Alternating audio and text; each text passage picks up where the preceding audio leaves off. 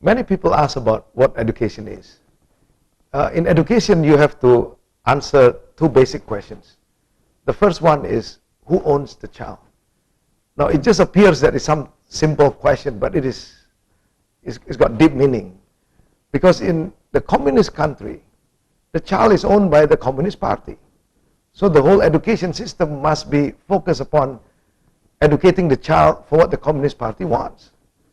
In an Indonesian society where it is Pancasila, it's the community that owns the child. So education is to bring the children to go in line with what the community wants. In an Eastern philosophical society, including Confucius, the father owns the child. So in that kind of society, the father can do whatever he wants with the child, subject to the constraints given by the law. Nobody can ask questions. So in that kind of society, the school must educate the child according to what the parents want, the father wants. And in today's age, most of the father wants the child to be able to have a good living. Therefore, in that kind of a society, education is more vocational, getting them good jobs, that they're able to make a lot of money and live happily. But in a religious context, whether it's Islam, or whether it is Jewish, or whether it's Christian, the answer to who owns the child is that God owns the child. So all of a sudden, the father or the teacher becomes the representative of God. And his authority is a derivative authority. His authority derived from God. He can only use that authority in accordance to what God wants him to do. So the child has got to be educated and brought up to be able to know God and to be taught in the godly teachings. So that's why education is so important to answer that first question, who owns a child? It gives you a sense of direction. The second question is, what is the condition of the child?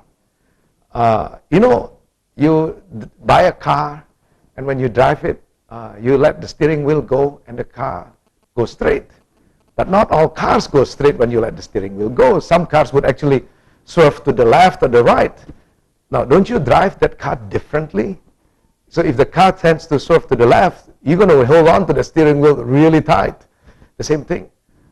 In a lot of today's society, particularly the Eastern society, the condition of the child is that the child is fundamentally, by nature, very good.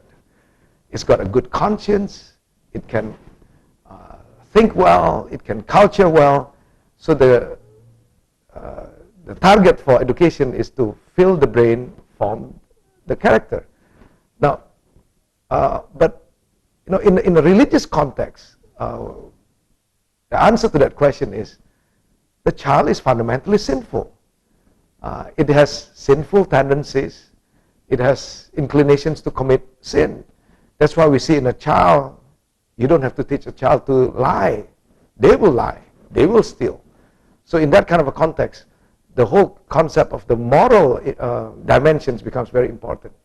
And so educating the child in that sense would be very, very different.